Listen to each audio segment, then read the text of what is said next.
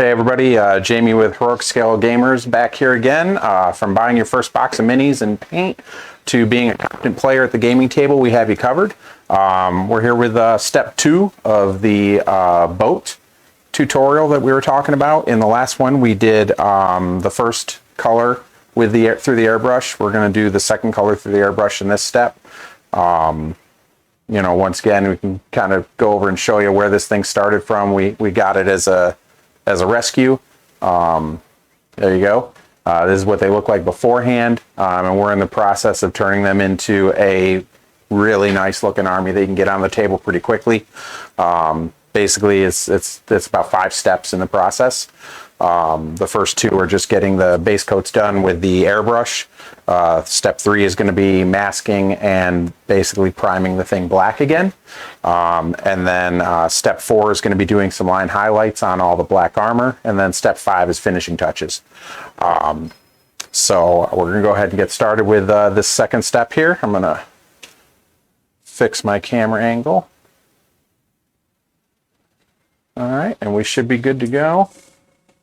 All right, so now what we have here is we have a bit of a pinker purple.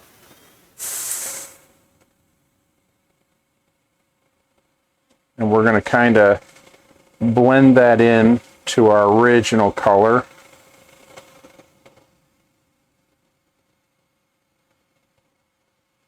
Which is going to give us a nice transition. And then when we actually mask this off, you're going to see a small gradient color exchange between the 2 colors. And then we're going to do the same thing up here. There we go. Now the nice thing about using an airbrush is that it allows you to get a nice consistent coat over the area with which you're trying to get the paint on. Let's see if I can get that. There we go.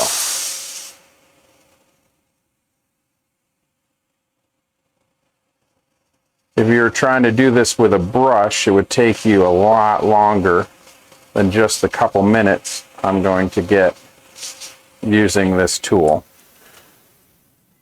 Now, when you're doing this, what you want to do is you want to try and keep it as even as possible on both sides. So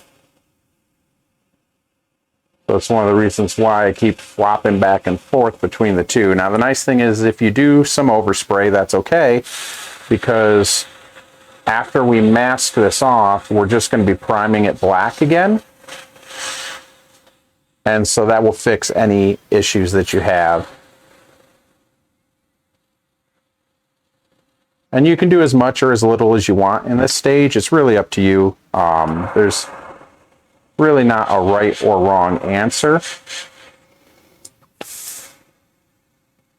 But I would suggest that you hit it from a couple of different angles, because if not, your prime coat is going to show through. Oh, that's okay. So as you can see now, we're just going to double check through here and see that we've got nice consistent color gradient through the whole process. Now, I think what I'm going to do too is I'm going to do a little bit of this up here on the top finial. I think that'll be a nice area to add, or I can add some additional lines. And once again, we want to make sure that we're hitting it from both angles. And that's just to keep any of our prime coat from showing through. So that right there is going to be pretty sharp. And we're going to close this off right here on both sides, just to, in case I want to do some additional masking in those areas.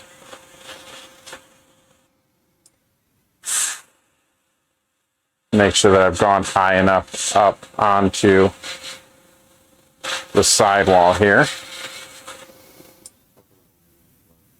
What's that? Glove. Oh, yeah. So one of the reasons that I'm wearing a glove, in case people are wondering, is one, for overspray. And the other two is that when you're using some of the paints, they're going on so thinly that if you touch them with the oils on your skin, you can actually rub them off. So all of the work that you did can easily be damaged simply by accidentally brushing it with a finger. Whereas with the glove, I have less likely to leave fingerprints under the model, so that when the paint goes on, because it goes on so thin, it won't show through. So that's pretty much everything that we're going to do for this boat at this point. The next step is to mask it off with some tape, and then we're going to do a black prime coat over the top of it. And so we'll join us for the next video.